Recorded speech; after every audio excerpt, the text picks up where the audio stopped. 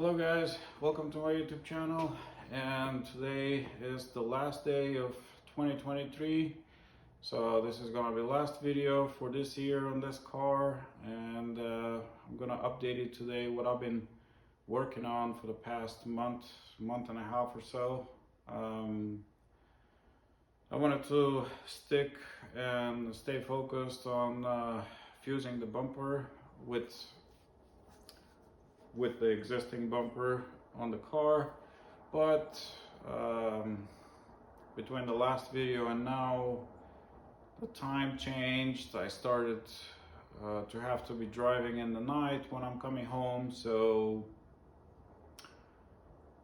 it really started bugging me how bad our headlights are, how badly outdated they are. They don't produce nearly as much light as today's vehicles, and sitting so low in this car, everybody is pretty much in your eyes, and I had to do something about that. So I still worked on the bumper, as I will show you in a minute. All the paint, the 4 layers of paint and whatever Bondo was on top of that thing is now gone. That's down to the red paint that the bumper came with.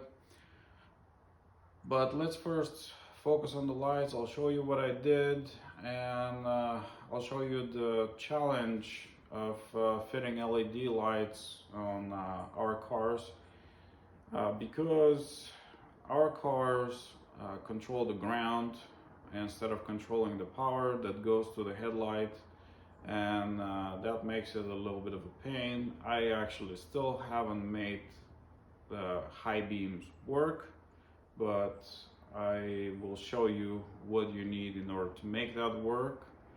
It's just gonna require some things to be removed if I want to run the wiring harness along with the stock wiring harness and do everything properly. And I'm gonna also mention about the HKS intercoolers that I fitted on my car. HKS intercoolers are no longer available. It was a find to find somebody who is willing to sell it.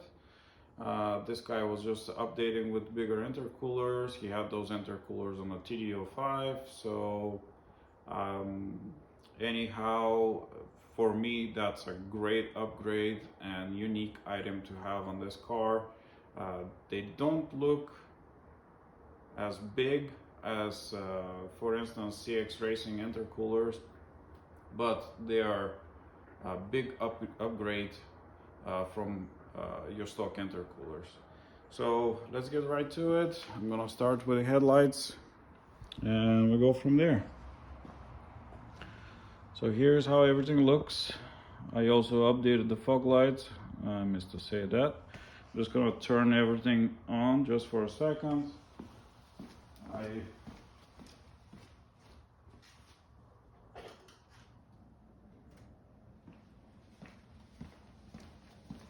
So here it is. Not very spectacular during the day, but this is what a basic look. So I went with Holley retrobright lights with 5700K LEDs, and these are diode dynamics fog lights. These are made for Toyota 4Runners.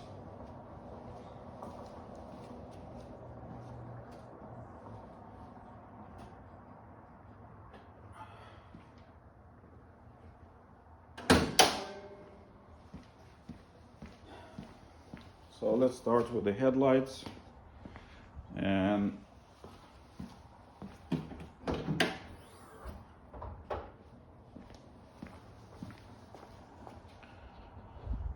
so the first challenge that we have is that the headlights come with this wiring harness that is part of the LED module. So this wiring harness with the plug.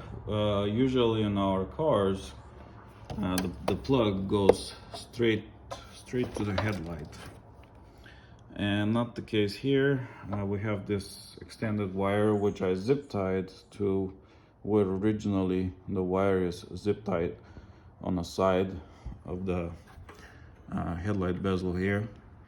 And then this piece, I've cut the wires here and I soldered the wires to the existing wiring harness. So the problem here is that this harness is moving up and down as the headlight operates up and down. So it has to be zip tied like so. Otherwise, this connector gets pinched in the mechanism. You can see that little stud sticking out there. That's an adjuster. So this adjuster, if this is too loose, this adjuster will pinch the wiring between that stud and the headlight housing. So currently they're wired, so I have low beam only, I don't have high beam. And in order to have, actually Holley is nice enough to provide this wiring harness,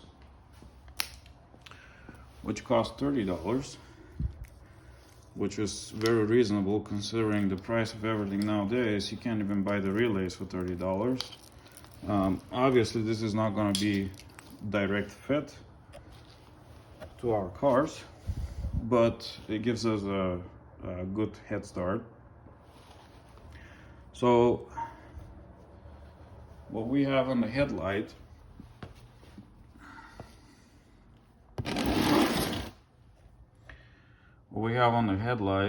is power coming from the headlight relay, and power is coming into the red blue wire, and then the red white wire is our low beam, and the red wire is our high beam.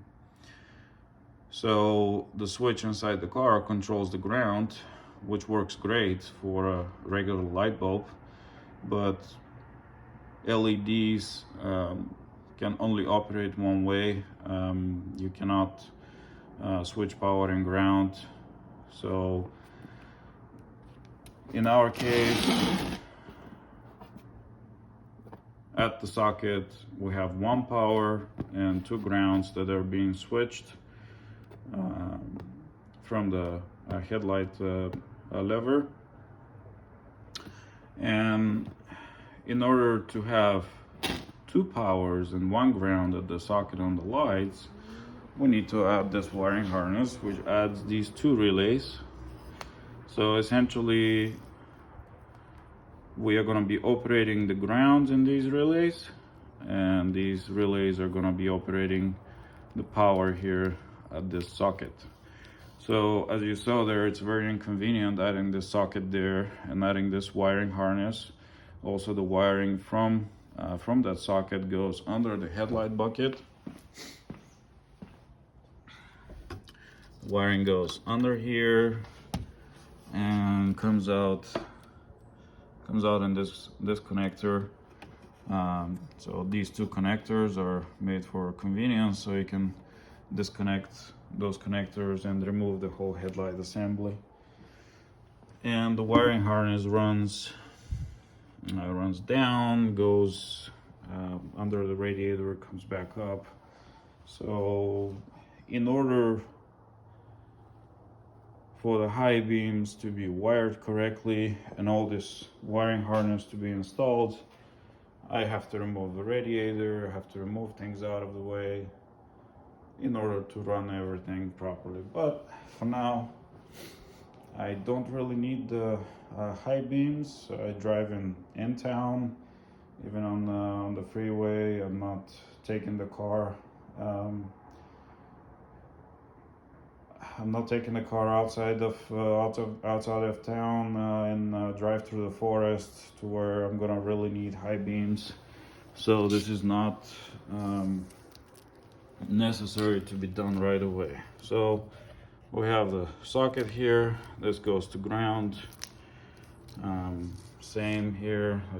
This plugs into the headlight basically, and this will plug into the existing wiring harness of one of the headlights, whether it's left or right, doesn't really matter. This is power and this is ground. So yeah, it's a bit of a pain, but honestly, the light that this car produces now with low beams and the updated fog lights, it's probably 5 times more light than what you get with the stock headlights. So great big improvement over stock. And the other thing, there's so many 4x6 headlights out there in the market, you can almost get dizzy trying to make a choice.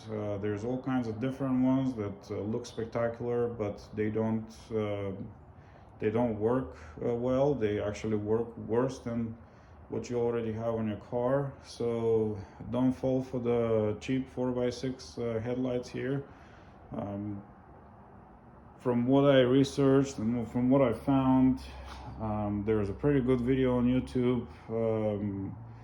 This company bought several of those headlights and compared them side by side. But right now on the market, the company called Morimoto, which is actually a company that makes these headlights for Holley. The modules on the back of the headlights are Morimoto. It flat out says on the module.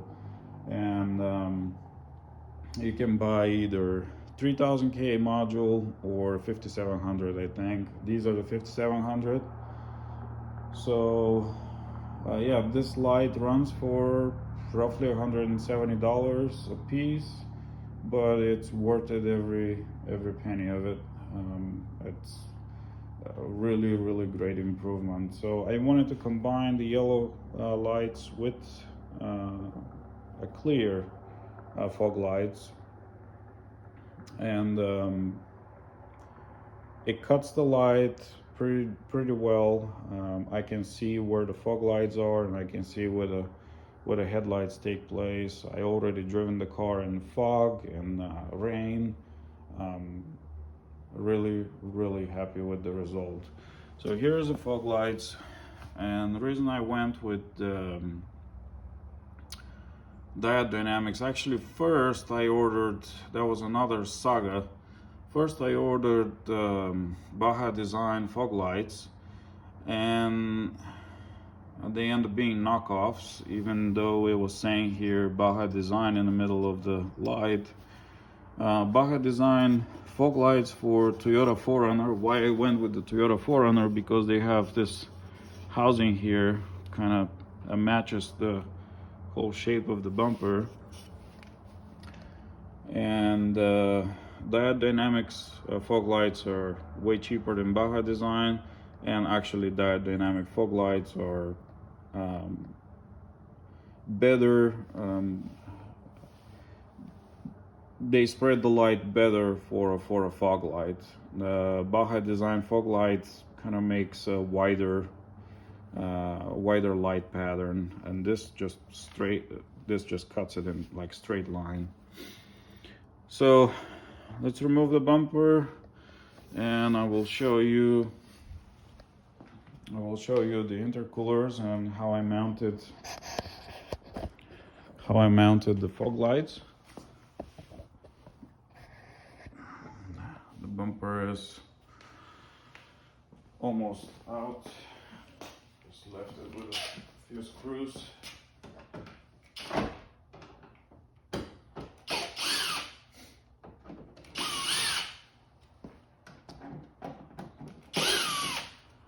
I also cut it here, like so, keeping the Mitsubishi emblem, since Mitsubishi emblem from this bumper was cut out.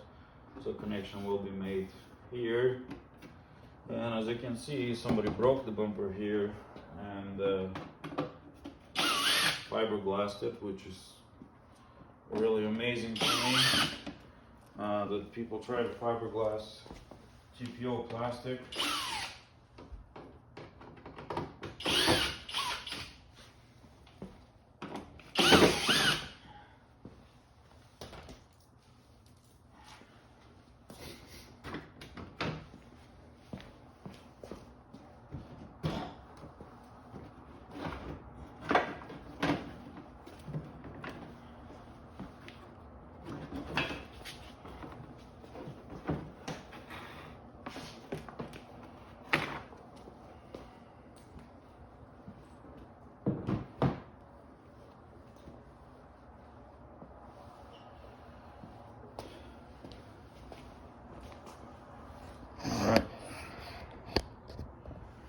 So in order to put these in place, I used a 94 Dodge Stealth. These are 94 Dodge Stealth brackets, and these are also from that same car, same bracket. And why I chose this is we want to push the fog light as far forward as possible. As you can see, it mounts somewhere here for the bracket, and it's where where it usually puts the stock light. However, this is what needed to be cut from these brackets in order to make them narrow, so they will bolt onto the housing. So currently I have one bolt that holds them up there. One of the studs actually stays there, and as you can see, it bolts for the bracket where the bracket sticks out. It's the only place you can really drill a hole and bolt it where it will stay true. And then I can add another bolt maybe here, and this nut here, this could be your guide. The housing, this bracket will have to hit this stud. The nut doesn't fit anymore here, so the bracket is now held by just two nuts. We'll see later on if I can fix that in some other way, but this is, if I have two bolts holding this bracket in place, and one is holding the fog light. Currently I'm going to add another one here. I think that's plenty. And this connector comes with the fog light, and on the other end is connector that it's made for Toyota 4Runner. So I cut the other end and soldered, also cut the wiring harness connector that it's for the stock headlights, and then soldered the wiring together.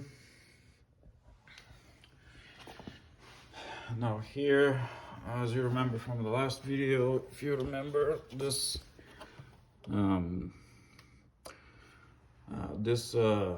air scoop here was damaged, so I glued it, put it back together, because this, in order to make the 99 bumper fit and be supported here on the bottom, like I mentioned on the last video, 94 and up air scoop here is the same all the way to 99, and also this metal piece is the same. Between this metal piece is the same between for all the year models, first gen or second gen, this piece is the same. So you absolutely need this to support the lower part of the bumper. And actually there is an air dam that's supposed to fit here that it's no longer in production, so I don't know how I'm going to recover that.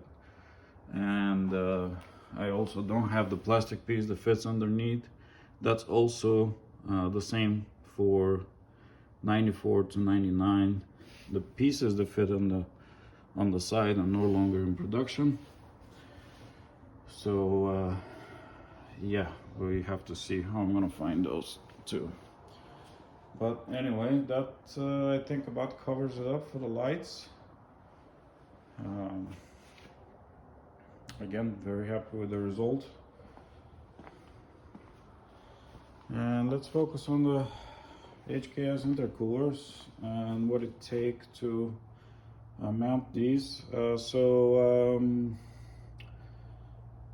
There are several different HKS variations that you could buy.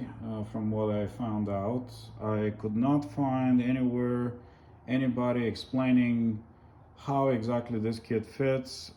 Some things are pretty obvious and some things were not, but at the end of the day, I managed to fit everything, and this is why I'm going to share with you on this video how everything routes.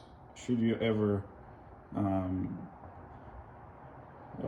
find one of those kids, there is no explanation anywhere on the internet how to route this and where everything goes. So this kit came in with the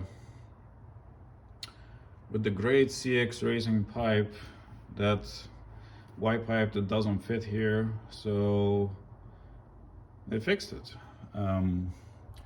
What I have to do here in order to make this pipe fit, at first actually this fitting is also quite a bit larger than what the stock pipe is here, so some heat and some dish soap kind of barely made it, but I made this hose fit. I will look for replacement hose that fits better this pipe, but it fits. This fits here. The problem with this pipe is that the bend is so large that it hits the battery, and actually even if you put a smaller battery and you fit this here, then these pipes come way over here. They come in and touch on the mass airflow sensor. So in order to correct that, I bought a tight 90 fitting off of eBay. This fitting was probably $15-20, and it's a tight 90 cast aluminum pipe. It's the only way you can achieve this tight 90-degree angle. And then I bought 70mm connector with hose clamps, and then this is a step down connector that comes with the CX racing pipe. So yeah, now everything looks pretty good. And then I moved the turbo, the boost reference fitting here in this location instead of being back there. So this is a full HKS kit that comes with all the piping. Like I said, some of the kits come with just 2 pipes for each intercooler, and the pipes actually neck down because these pipes are 2 inches in diameter and the stock diameter is 175. So the pipe has to neck down to connect with the existing pipe. So this is if you have just a simple set. If you have the full set like what I got here, then this pipe is 1 piece, which actually here was cut by the guy that I bought this these intercoolers and pipe set from, because he had a TD05 as I mentioned, and I actually contacted him, and it was really nice of him. I contacted him and said, hey, do you have the piece that was cut from here? I would really love to use this pipe. He goes, no, I don't have it, but he purchased a new kit from 3SX, and he said he doesn't need this piece from the kit, and it was very nice of him. He actually sold it to me for next to nothing and ship it over, so I could cut this pipe. Actually, the pipe was cut somewhere here, so I welded it. I cut this pipe here and made a connection there, so I could use this pipe that comes from the kit. And then we'll come down here. I'll come down here, and here's another connection. It comes to the bottom of the intercooler, and then this intercooler, the top pipe actually extends all the way to here and comes to this route. That's another piece, and then this pipe connects to it, and there should be a mounting point here which was cut. I'm going to recover this at some point. So all the pipes from this kit are steel, they're not aluminum. as most of the intercooler kits are now with aluminum piping. So here he did not have, he used some generic piping here. He didn't have whatever is supposed to go from here to the intercooler, but whatever he gave me was enough for me to make something that's gonna work. So we have 90 here, then it's a 45 soft connection. This is a straight aluminum pipe here I used, and then another straight, and goes down into 90. And what's interesting about these intercoolers is that I was looking and trying to guide stuff and see how everything lines up, but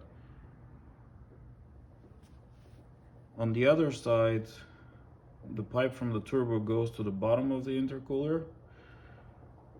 On this side the pipe from the turbo goes to the top, and then from the bottom goes up into the intake. So this is something that I was just wondering if that's how it's supposed to be. I tried all kinds of different pieces from the kit to see if I'm doing something wrong, but ultimately this is how it fits. And this pipe, this pipe is the only one that necks down. I guess I'm gonna need a light here so I can show.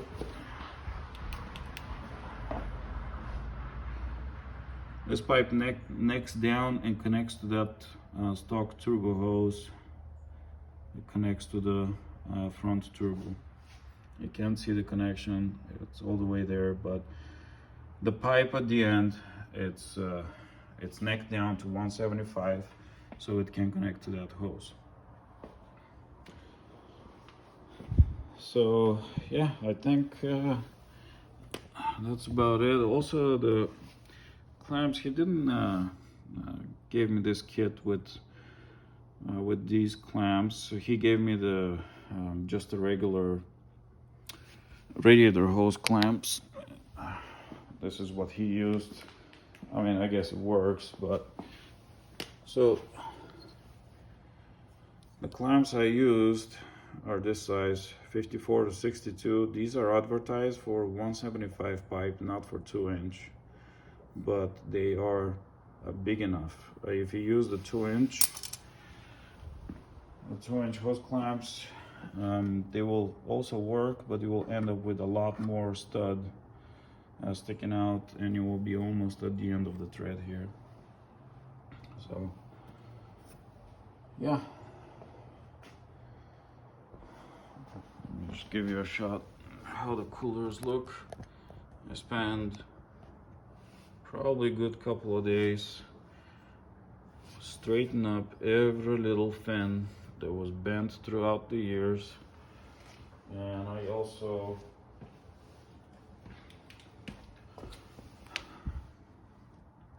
this is how they look. As you can see, they had hit here, but you should expect things like that when you're buying your stuff. It's not a breach, it's just throughout the years, whether rock hit it or something else, who knows. But this is how they fit. It's a hard mount instead of rubber mounted intercoolers like the original ones are. And they're just hard mount to the body. I'm not a big fan of that, but I guess this is how they made it, so I just went along with it. Maybe later on I'll figure something else out, but for now this is how it's gonna be. And the other thing is, when you're buying intercoolers and any kind of stuff like that it's used, wash everything. They had quite a bit of oil inside of them, and I filled them up with acetone. You can use acetone or a paint thinner, anything of this kind. Just fill them up and let them sit for at least a day. so all the oil and deposits can dissolve. And they actually had quite a bit of a rubber debris of some sort, that I don't know if he was like pinching the hoses in between when he was trying to slide them into the pipes or whatnot, but there was quite a bit of rubber debris that after everything inside the intercooler dried out, and I was just tapping on the intercooler and all this rubber debris was falling off. So yeah, anytime you're buying used stuff like that, make sure that everything is clean inside before you put these things connected to your engine. Last thing you want is to have some piece of debris to enter your engine and just make a catastrophic failure. So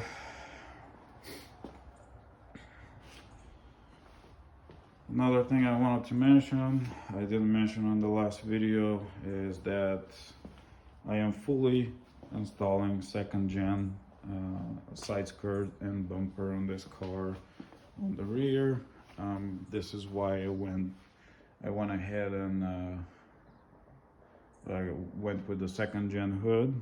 I'm actually currently working on another car that I'm doing the same conversion for the front bumper, but he's doing just the front bumper. He likes to keep the side skirts and the rear bumper from the first gen, so stay tuned on that.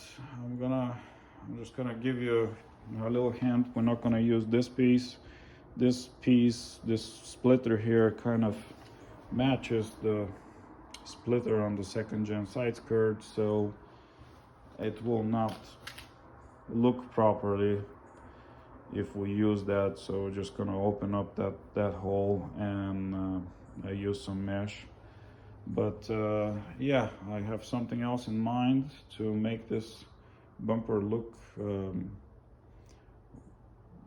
like it belongs a little more, if you choose just to use the 99 bumper and use all the rest of the 91 to 93 ground effects. So this is the second gen side skirt I'm going to use here. It would have been nice if I could find them in like a black color, but can never choose. Here's how the car looks with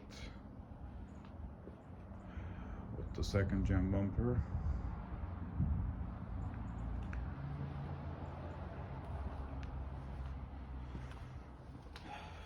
So yeah, I think that about wraps it up, guys.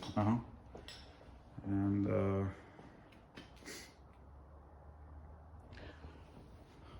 thanks for watching. Happy New Year to whoever is gonna watch this video right away, and I'll keep you guys updated as I go along. Always like and subscribe, help me grow my channel. I will post as much interesting information as I can. So yeah, thank you guys for watching. Bye now.